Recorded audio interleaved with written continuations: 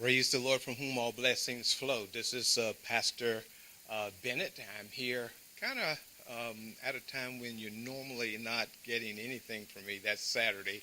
On Saturday, especially Saturday evenings, we're normally either preparing for church services tomorrow or tidying up some things and doing some other things. But today I wanted to just take some time to share a little bit of my heart concerning this election season that we're in and some of the things that's coming up.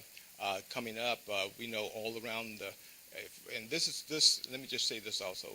We are primarily talking to those that are here in America. We know that our live streams and so forth are picked up really all around the world.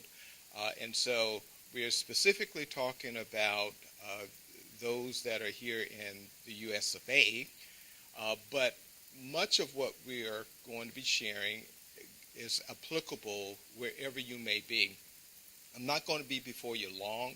I want to kind of give you 7 points, 7 things that I'm considering when it comes to this election and really all elections. But I wanted to give you some guidelines and some additional information that you can use in order to make a wise choice. Now, I'm going to tread on a little bit of thin ice, primarily because I'm going to get a little specific on some things, and pastors have a tendency not to do that, especially when you're talking about elections and voting. And the reason is people within your congregations, even those that are watching this live stream, are all across the political spectrum.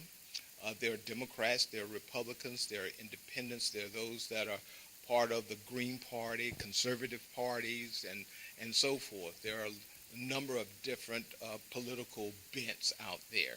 And I do understand that, and believe me, I'm not trying to create wedges or anything like that. And it's unfortunate that here, especially in America, but in the West in general, there's a lot of conflict and upheaval, and there are individuals that don't want you to express your opinion, your beliefs, and the things that's on your heart, but at the same time, they feel free to do whatever they want to do or say whatever they want to say with impunity.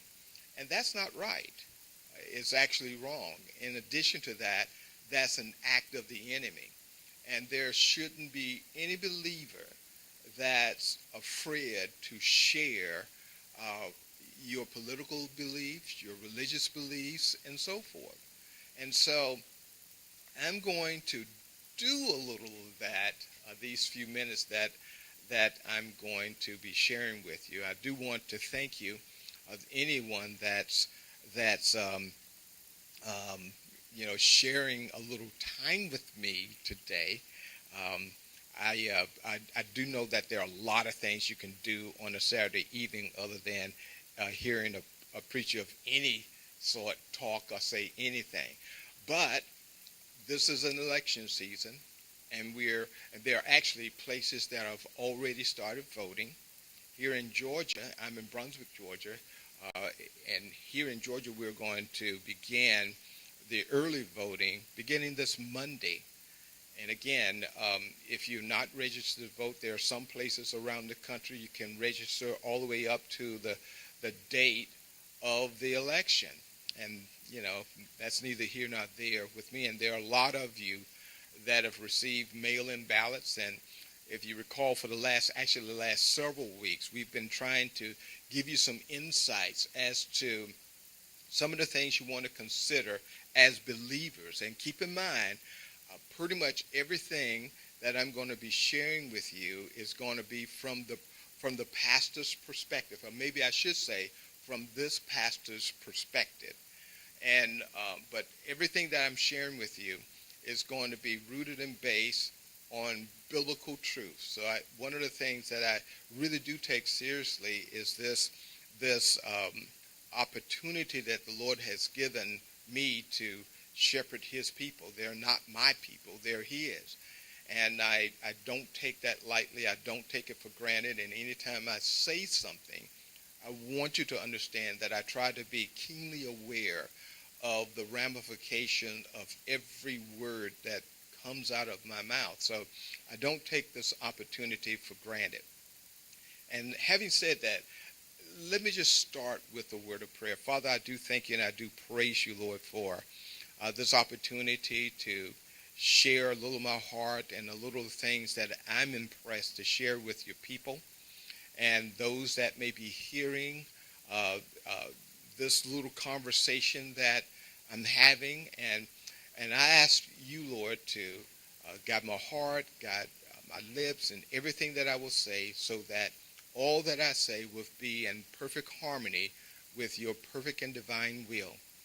I just commit it all into your hands. Whatever will be said, whatever will be done, whatever will transpire, Lord, let it be in accordance with your will. Again, I do thank you and I praise you for it in Jesus' name. Amen. Amen. All right, and again, I'm not going to be before you long. I want to share 7 little pointers on why I'm voting the way that I'm voting. And I'm going to also kind of show it on the screen, what I'm going to be sharing with you. And later, I'm going to post it on my Facebook page. So if you're looking at this on Facebook, I'm going to, later this evening or tomorrow, post the entire text so you can get a copy of it, print a copy of it, or what have you. Also, if you're looking at this on YouTube or Periscope or Twitter, there is a little bit of text there, but it's just a small portion. Restream, that's a streaming platform that we use to stream to multiple sites simultaneously. They have begun to limit text to about 900 characters. And so that doesn't give you a whole lot of maneuvering room to do what we do here at Christ Church for the End Times. But I do want you to understand that what I'm sharing with you today is just a little of my heart and just something for me personally. And so, but again, you can, if you're tuning in to this on Twitter, on Periscope, or YouTube, you can go over to our Facebook site, and then we'll try to post all of the text on that site. So let me just get the text on the screen for you. Give me just one moment. I'll see if I can do that for you. Okay. And so, as I was sharing, you know, I'm a pastor, and I'm an African American pastor, as you can tell, and I'm an American, and I'm voting as an independent for President Trump and for most Republicans on November the 3rd. And I'm asking as many pastors and African Americans and all Americans to do the same. But Republicans only get my vote. They do not get my alliances. My vote from this point on, and this is one of the things that I've been doing for some time now, my vote has to be earned. I'm not going to just vote for someone just because they're a part of a political party. And the thing that I want as many Christians to do as possible is just give them your vote. And this is why we're using this hashtag, Just My Vote. And let me just say this also. I firmly believe that not only all Christians, but in these days, every American should be independent voters. And a part of the reason is because the political process is kind of interesting, and I'm not going to really get into the nuances of it, but we're in a time when people really don't tell you truly where their stance are. Some do, but it's few and far between.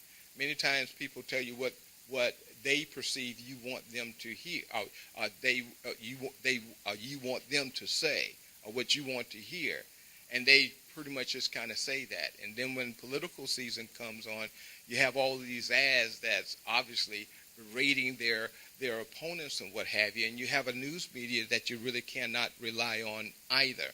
And so, fortunately, there are other ways to get information, and when it comes to American citizens, and when it comes to Christians especially, we need to become a little more aware of the political process, and we need to become significantly more astute when it comes to who we vote for, why we're voting for that individual, and so forth. And the next thing is, we don't need to place our relationship with the Lord on the back burner while we make a political decision that's going to have a direct or indirect on the preaching of the gospel and us carrying out the great commission that the Lord has given us.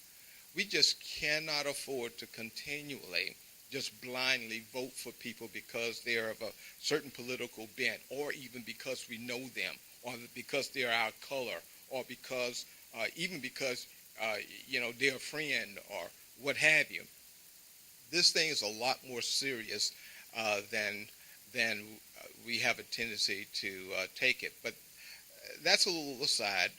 I want those 7 little things that I'm going to be sharing with you is why I'm voting for President Trump and for most Republicans in this election. Now I'm going to at the end of this, I'm going to share with you also at least one Republican that I'm not voting for. And so again, I'm not telling you to join a political party. I'm just going to just share with you what's on my heart, and we'll take it from there. Now, number 1, this is the first reason. As an African American, promises by Democrats that the Democrats have made for over the last literally 80 years, by and large, just haven't been kept.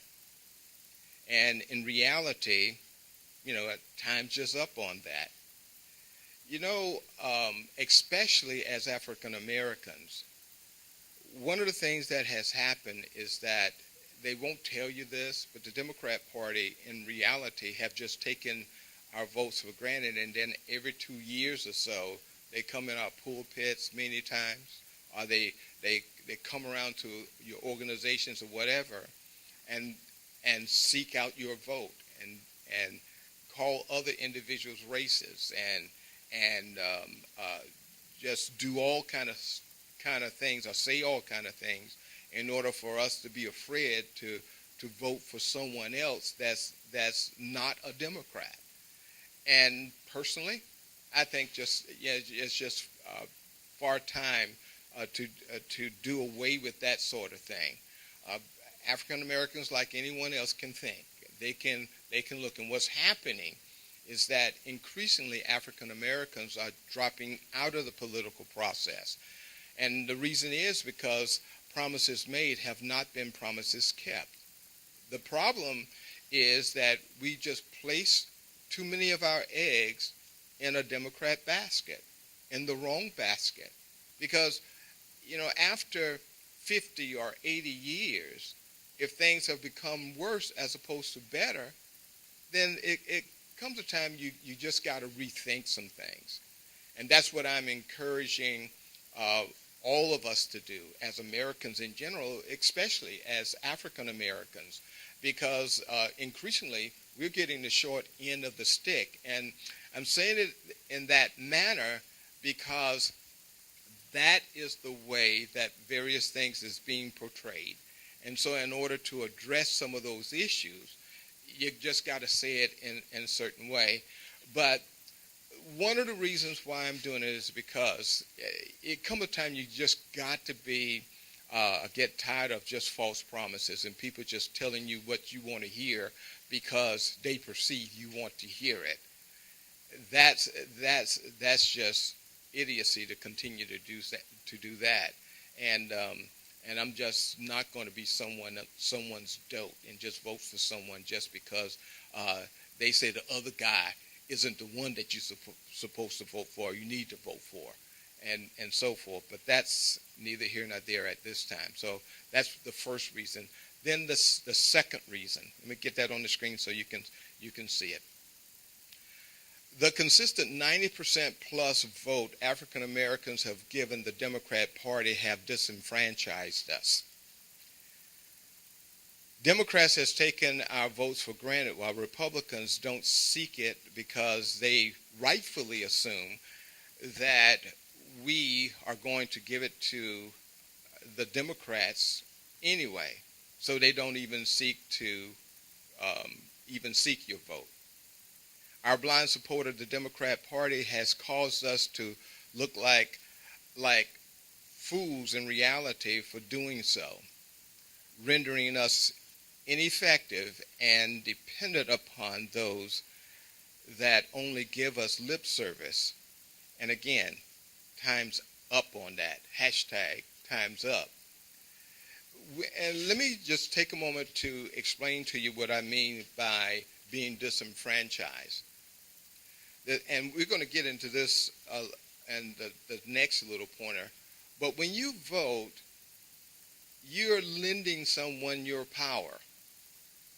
And you're lending that individual your power for a reason. So if a person betray that trust, and it is a trust that you're bestowing upon those individuals when you vote for them. But when they consistently betray that trust, and in addition, to some extent, make matters worse, then why should you continue to support those individuals, especially in the numbers that you've been doing this? So what happens, the reason why I'm saying we're disenfranchising ourselves is because when you consistently give a political party that much of your vote, and when it comes to African Americans in the United States, 90+% of the votes that we cast goes for the Democrat. On average, it's somewhere around 93 to 96% of the vote that we cast nationally goes for the Democrat Party, and we've done that consistently. And therefore, the Democrats, because they assume that they're going to automatically get your vote, then there's not a whole lot that they need to do other than give you lip service and continue to make false promises and then point the finger of blame why they haven't done what they said that they was going to do on Republicans. And then the flip side of that is the Republicans, as I said earlier, say, well, we're not going to get the vote. So when you look at political finances and funding, the finances that both political parties, or all political parties work from, technically is, even though it's a lot of dollars, when you look at a country the size of America and the cost of trying to reach people in order to get a vote, comparatively, those dollars are relatively finite. They are small when you look at the overall picture. And so what political parties do, both of them do this, they direct their ads and their funding and their efforts in places that's going to yield them the greatest results. And so if they perceive that African Americans isn't going to support them, and the way that let me just say that a different way, if they perceive, because of the African American vote, voting for Democrats is not going to allow them to win that race, then they're going to channel their efforts in areas where they can at least have a possibility of winning. So what happens as a result, the Republicans will look at those individuals and deal with in those areas where they're going to get those votes. And whether it's Democrats or Republicans, just like Democrats make certain promises or commitments, the same thing happens on the Republican side. the thing is, the Republicans make their commitments to their constituencies. Democrats make their commitments to their constituencies. So if the Republicans don't believe that they're going to get your vote, they're not going to really consider you to be a constituent group, if I can say it that way, especially when it comes to the political season. And so what ends up happening is that you end up getting the leftovers. And this is why I'm saying we are disenfranchising ourselves. And so that's something that we have to stop. If we begin to vote as independents, then what happens is that all political parties then will begin to woo us and pursue that vote. And that's the position that you have to be in. What happens is that you literally empower yourself by doing that. You diminish your power by constantly voting just for one group, especially when that group isn't doing what they have promised that they will do. But let's go on to number 3. The third reason why I'm voting the way that I'm voting is that my vote is my power, as I've just shared with you. Again, once a year over our every election season, maybe I should say, 90% of African American collectively give their votes and therefore their power to Democrats in exchange for failed promises and because of fear of the alternative. But not this time. Hashtag time's up. And again, there are invariably threats, and when I'm saying threats, you will see, and if you kind of look at it consistently, you can kind of see these things over time. You will find that during election seasons, every Republican is a racist or a bigot. Whoever the main candidate is going to have some kind of sexual promiscuous kind of thing that's going to come up. They're going to always come up with something so that you won't vote for a Republican, so you won't even consider voting for a Republican. And therefore, what happens many times with African Americans, you have this sense of it's a near kind of hopelessness when it comes to the political process, and that you only vote for the Democrats because you're afraid to vote for the Republicans. Or, and what's happening increasingly, you just don't vote at all. And guess what? The Democrat Party know that there's an increasing amount of apathy among African Americans. And what I mean by that is that African Americans are dropping out of the political process because they're being ignored. But that's really the worst thing that we can do. You don't want to drop out of the political process because you further disenfranchise yourself. You got to continue to be engaged in the political process, but you just got to do it more smartly. You got to do it more wisely, if I can say it that way. And in reality, it's not that difficult. It does take a little time to learn a little bit more about the process. I'm not talking about what someone else is telling you about the process, but it's important to understand the nuances of the process. And that's why I've been trying to share, to some extent, a little bit of the process so that you can be a little more knowledgeable when it comes to the makeup of government and why certain things are done the way that it's done. If you're going to vote in a way that's going to help you to preserve power and to channel power, you got to understand a little bit about the way government operates and the way government operates here in America. That's why last Wednesday we were sharing with you about the branches of governments and what have you, and that's good. But you also have to look at the balance of power within the House of Representatives, especially within the Senate, and the reason why that's important, and the way that they vote within those chambers on various issues. Because if you need a certain percentage of the majority There are some things the majority will carry a vote. There's some things you need a supermajority. So if you're voting in a way that's going to channel power, you don't need to have a majority control of Republicans or Democrats.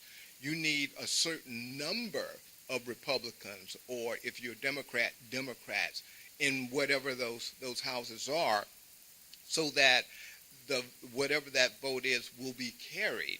And this is especially critical in the Senate. And again, I have no intentions of getting into nuances there, but it is important for all of us to understand when you vote, you extend your power. You literally lend your power. You're not just pushing a button. You are conveying your power. Remember one of the things that I was sharing with you, that God, when it came to mankind, gave us dominion. In essence, he gave us authority. He gave us power. So when you vote, you're doing the same thing. You're taking authority that you possess, regardless of where you are on the political spectrum. It doesn't matter whether you're homeless. You still have power. You still have authority to affect change. You just got to believe that you do.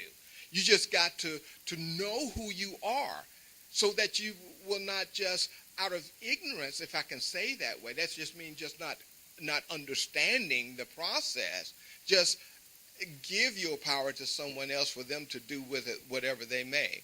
And therefore, you just one vote that they're collecting. We got to stop that.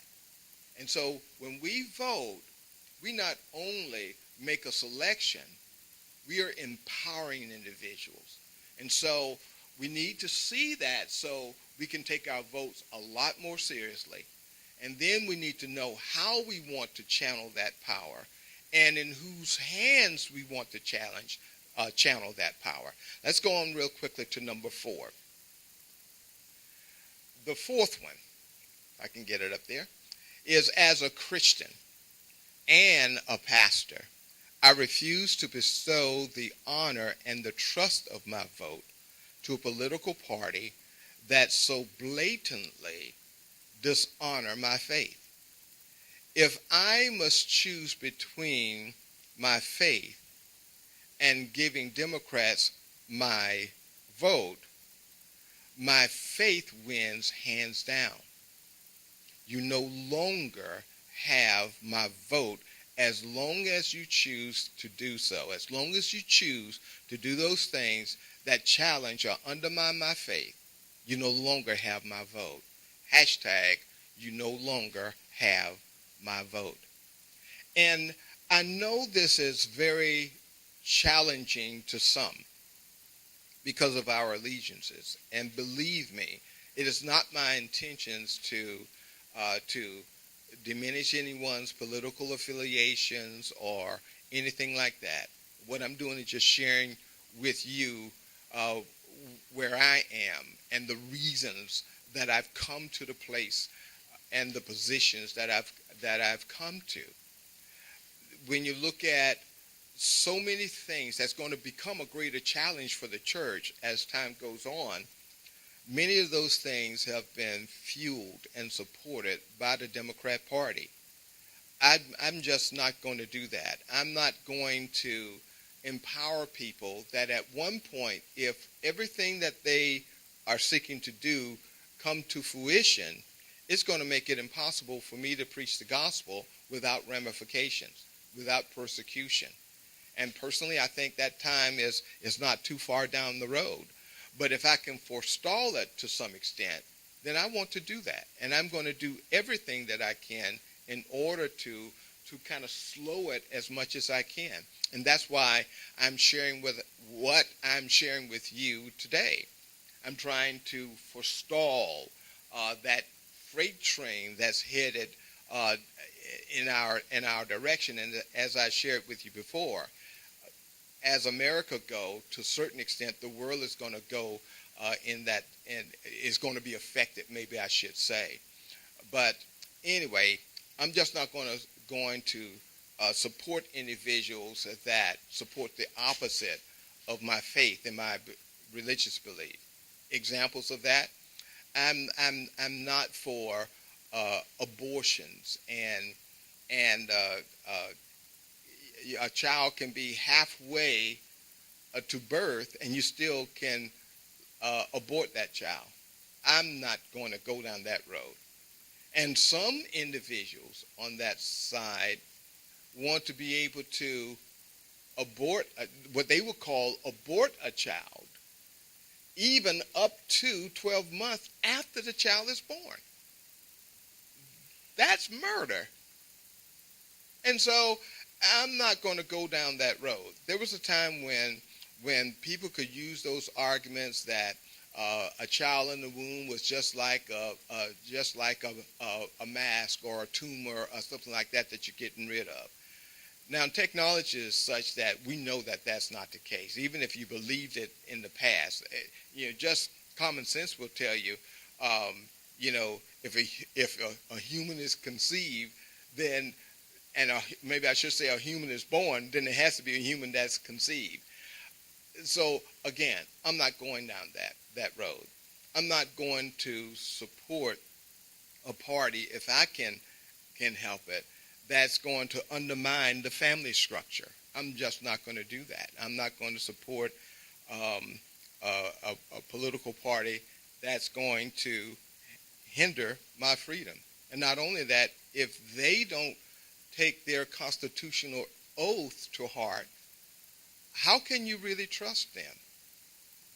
But again, I'm just not going to, as a Christian and as a pastor, I'm not going to vote for or empower individuals and honor them or entrust my vote into someone's hands that has policies that will conflict with my faith. Because if those policies are implemented, then that's going to be something that I'm going to have to confront head on. And again, I'm just one voice, one vote, and there are 300 plus million people in America. And so I'm just going to do my part. And again, I'm not trying to tell you how to vote. I'm just telling you how I'm voting and why. Let me just go on to number 5. The 5th one is, as an American, I refuse to support a political party that seeks to overturn the foundational principles and structure of this country. The principles of true freedom, of faith, and of family, among others. I'm just not going to do that. The Democrat Party, as it is presently structured, and I'm talking primarily when it comes to leadership, I'm not talking about individual Democrats, even though when it comes to individual Democrats, if you are voting for and empowering those individuals, you are, if you are a believer, you are empowering people that will work contrary to your interests. And again, I understand that some people don't see it this way. And again, I'm not going to fall out of love or fellowship for that matter because you believe something differently than I, or because you have a political persuasion where I'm not, or anything like that. And that's one of the things that we have to, as believers, we have to stop doing that sort of stuff anyway. Also, I mean, you don't cut off fellowship with someone because they believe in they are a fan of a football team that you're not a fan of, or a basketball team that you're not a fan of, or they live one place that you don't live, or what have you. That's not what we do as believers. We understand that people believe something differently, and we shouldn't be cutting ourselves off from people because they are not of the same political persuasion that we are. So you may be that way, but I'm not. And so I would love you the same, regardless of how you vote. It doesn't matter to me when it comes to that sort of things. I'm not going to put political party affiliation between our relationship as God or as family. We are family, a family of believers. And I'm not going to allow at least not on my part. Now, you may, but I'm not. I'm not going to treat you differently because you don't believe politically the way that I do, or because you don't believe anything the way that I do. Personally, I believe everyone deserves and their own beliefs, and to believe whatever the way that they believe. That's why I'm a pastor. As a pastor, I share the gospel, and a part of what happens when sharing the gospel is that you impact people's belief systems. And so why is it that as a pastor, I can speak on a whole lot of things, but when it comes to politics, I can't say anything on that? Come on, that doesn't make a whole lot of sense, does it? No. No, as pastors, we must begin to speak up on things that we are not speaking up on, especially when it comes to the things of this world.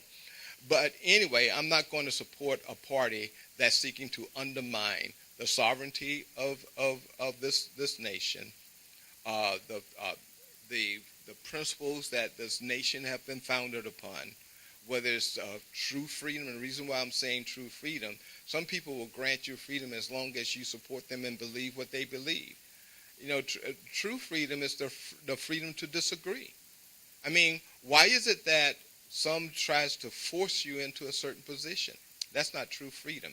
And so if an individual don't even allow you to voice an opinion, how can that person preserve your freedom? I submit to you that they will work to undermine your freedom, because they would do anything to preserve the power that has been afforded to them. And if they are going to undermine your faith, and I will never forget that vote in the Democrat convention, I believe it was in 2016 or 2012, one of the two, when 3 times they voted not to include anything concerning God or Israel in their platform. And what happened, they took it out, and they was trying to put it back in, and they voted 3 times not to put it back in. And it was just through a parliamentary maneuver that got it put back in there. And the reason is because they did not want to obviously and blatantly, so that everybody would see, especially when it's public, that you're shoving God aside. But again, let's move on really quickly to number 6. On the 6th one, as an American, I refuse to support a political party that seeks to support, sow, and ferment continual divisions and upheavals between groups and in the streets of American communities. The riots and so forth that's in the street isn't all generic or organic. They just don't come up by themselves or what have you. You will be surprised if you just kind of look beyond the media and what have you. You'll be surprised of the forces that behind some of the riots and upheaval in some of the streets in some of these communities. So we're talking about them, but not just about them.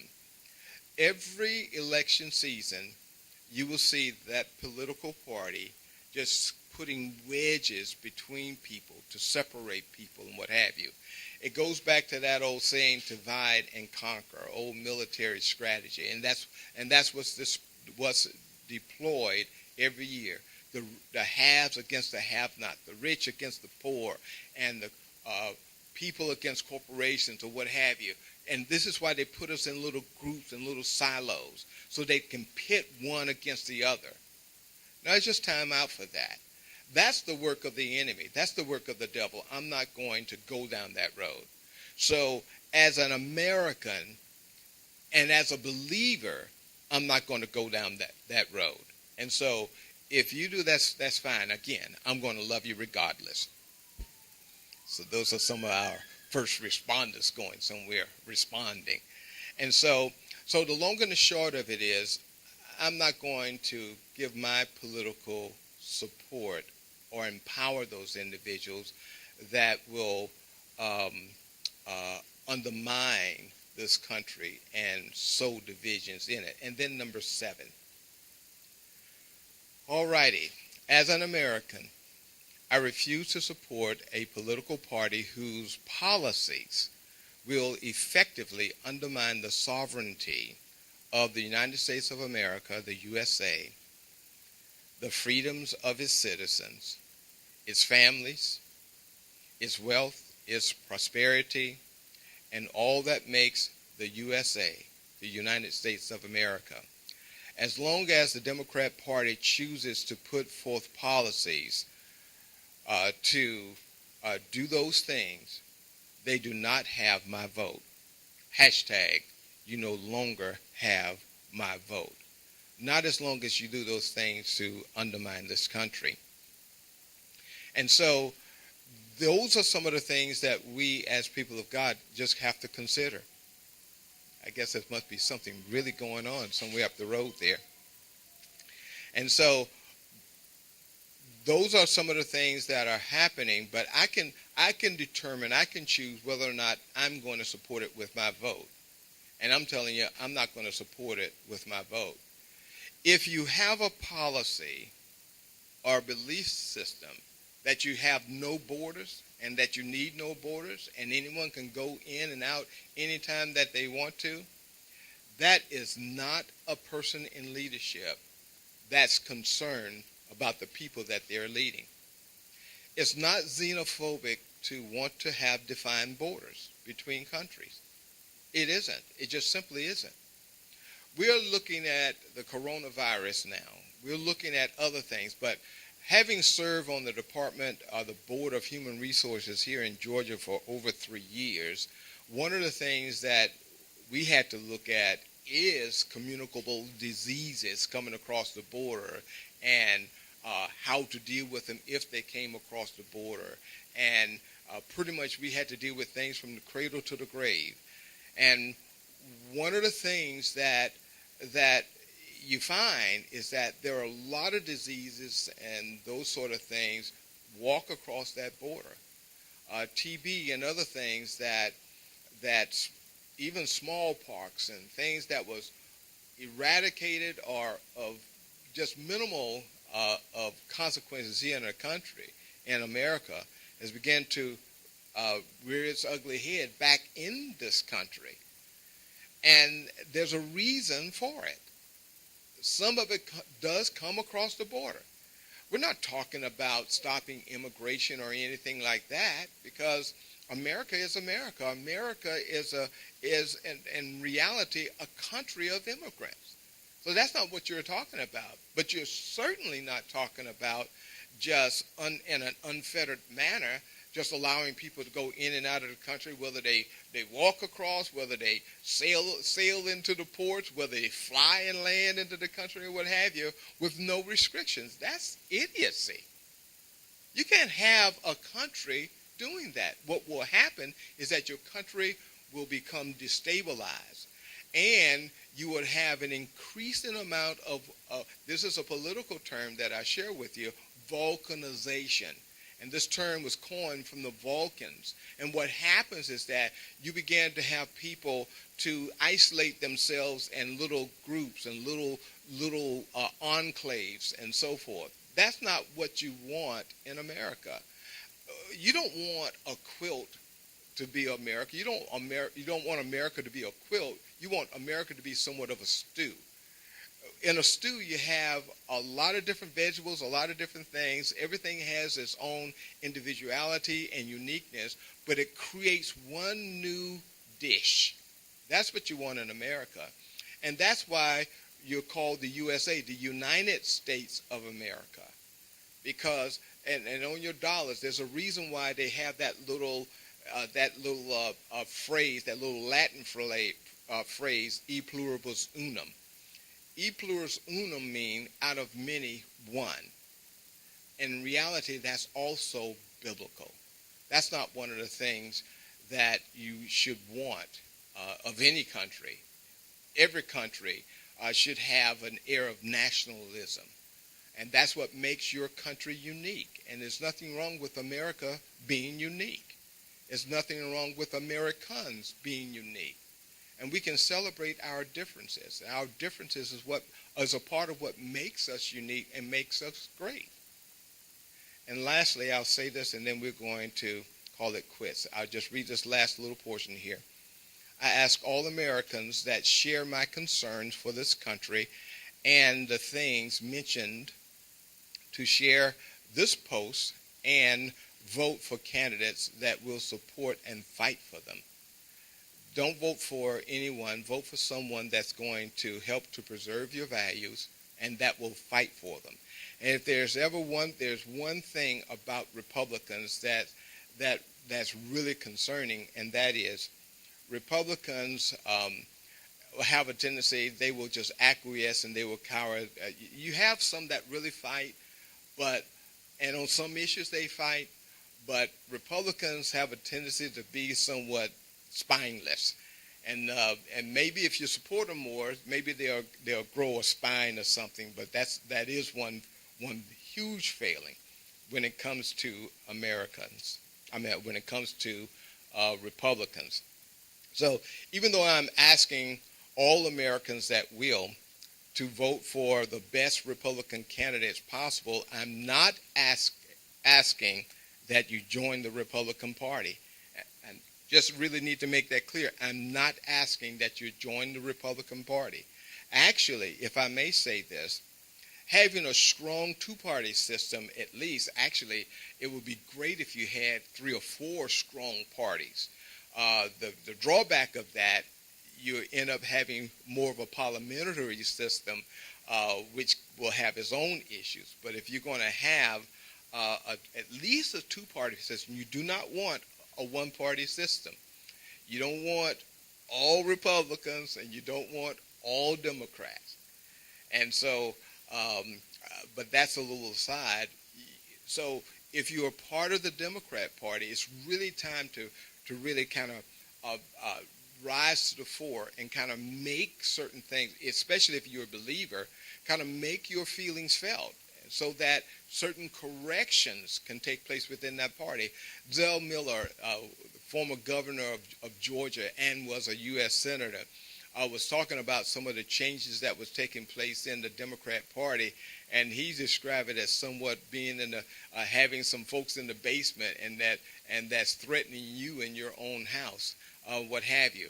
And so he kind of saw it a long time ago, even before he passed. And so right now, some of those chickens have come home to roost, and they kind of need to be dealt with. But the same thing need to be done. Similar things need to take place in the Republican Party in a different way. But my main thing is that you really do need 2 strong political parties. When you begin to have just one party rule, and believe me, there are efforts to do just that. And personally, I think if any one of them could do it, they would. But again, you want to be wise when it comes to the delegation of your power. I think things are such now that I think at this juncture, at least for a couple of years, it would be to Americans' advantage to have controlling majorities in both maybe I should say that's controlling Republican majorities in both the House, the Senate, as well as the presidency, at least for a 2-year period of time, to help to make some needed adjustments in the country, and then kind of go back to offsetting balance. But again, we're going and see if we can go get this last paragraph to finish things up. I promise you that at the beginning of this, I was going to give you some other insights on a local vote that I'm going to cast and why. So this is my last thought for you. It is important that we all learn the electoral process, but especially pastors. It's important for pastors to learn this process because you don't want to be a blind person leading the blind. You want to have your eyes wide open so that you can at least share with your people certain insights. And I think also, ideally, if you can have people that you can trust within the faith and within churches that will share certain things, then pastors can do exactly what they should be doing, focusing on staying before the Lord, preaching the gospel and what have you, and then have individuals within those organizations that can keep the people informed when it comes to how their votes can be cast and why. At least give them the knowledge and the information that they need in order to cast a knowledgeable vote, as opposed to just pushing buttons and blindly casting votes either for political parties or individuals that they don't know anything about. And so this is something that can be done as we continue on in the future. So now, it's important for pastors to become more knowledgeable so that you can lead your people in a direction that will be beneficial to them and not lead them over a political cliff. The next thing, there may be local issues. And when we're talking about voting primarily for Republicans, and again, that's your choice. That's one of the things that I'm doing. But there is a Republican that I'm not going to vote for, and I want to share this with you so you won't think I'm being a hypocrite. I'm going to give you this example so that you can have an example of how to make certain shifts when it comes to voting. Because if you know that an individual, regardless of the political party that they're in, and in this instance we're talking about the Republican Party, if you know an individual have not handled the power that you've invested in them wisely or in a way that they should, especially if they had an opportunity to make changes and adjustments and they don't, you do not want to continue to empower that individual. You don't want to continue to vote for individuals. And so I think personally that's one of the issues that we are facing here in Brunswick, Georgia. Now this is the area where Ahmaud Arbery was killed, literally murdered. But that's a little aside. That hasn't been fully adjudicated yet. So I would just say killed. And so I have some significant concerns as to the way that the DA handled that entire situation. But again, I won't get into some of the nuances there, but I will say this when it comes to voting for local Republican. There is at least one local Republican, there may even be more, but there's at least one local Republican that I will not vote for. I'm going to vote for their opponent. And in this instance, there's only one. There are two people in the race. One is an independent, and I'm going to vote for that independent. Keith Higgins is his name. I believe that's his name anyway. But I'm going to vote for the independent. I'm not going to vote for the Republican in the DA race. And I won't vote for that Republican because I think that person has proven herself to be unworthy of the power that has been invested in her. And again, that's just that's me. I'm not telling you who or who not to vote for. I'm just telling you that I'm not going to cast a vote for that person. I'm just not going to do it. And I'm not going to be afraid to share with you that I'm not going to do it. And again, I know it's important. If we're going to be people that tout freedom around the world, why is it that I should be afraid to say who I will and will not vote for? In addition to that, it's contrary to the Constitution of this country to even pass a law for me as a pastor or an individual not to be able to share how I will or will not vote. And so, but anyway, again, in closing, I want you to, if you feel up to it, or if you think it's something that you want to do, I want you to share this post on your feed or with others if you elect to do so. I'm creating certain little hashtags to make it a little easier for people to find it and for people to share it, and put those on the screen also. There are several hashtags that I'm going to attach to this video. One is hashtag just my vote, and hashtag, and that's just my vote, MY vote, as well as just my vote, MI vote.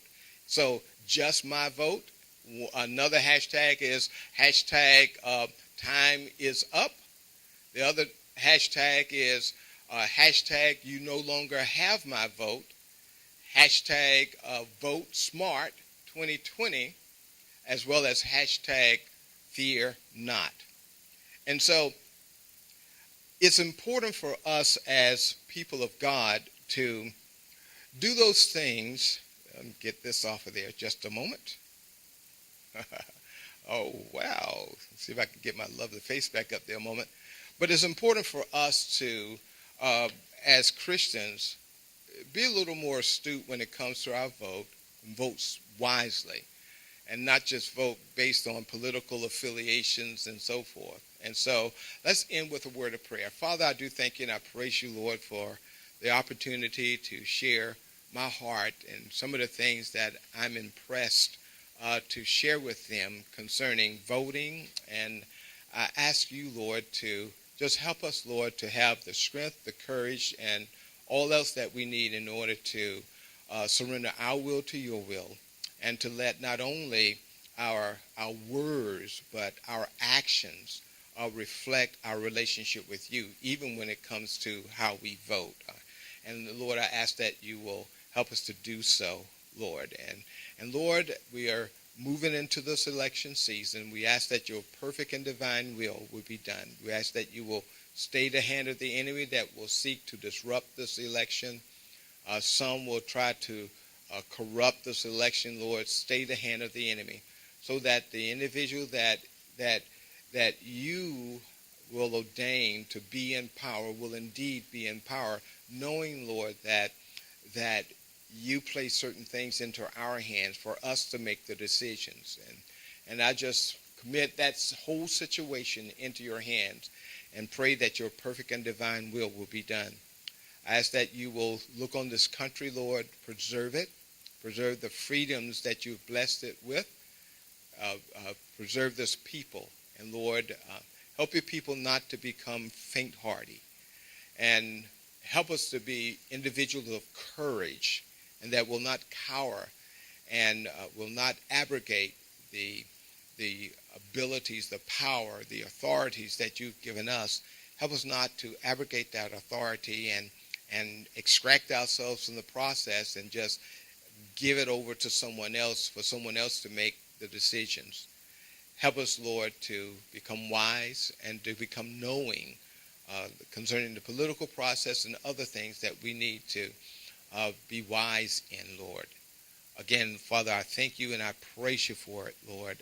Again, look on this country. Lord, continue to bless this nation. Look on the nations of the world, Lord, and bless them, Lord.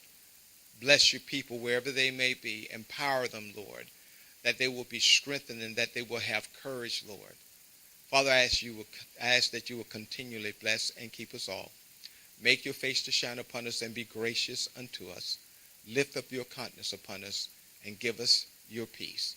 I do thank you and I praise you for it. In Jesus' name, amen. And again, I thank you for being a part of my little conversation, my discussion with you. Going into this election season, I just wanted to not to allow things to get too far down the road before I kind of share a little of my heart with you. And I encourage that you do the same.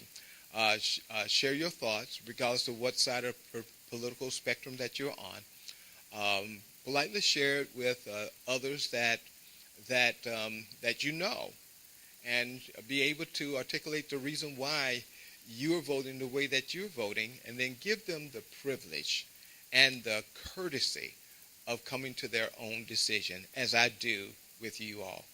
I extend the privilege and the courtesy of you coming to a different decision and different conclusion than I. And I'm still going to love you. I'm still going to pray for you. And I'm still going to do everything I can in order to facilitate the perfect and divine will of God manifesting itself in your life. And until the next time, may God's richest blessings always be upon you. Thank you for tuning in.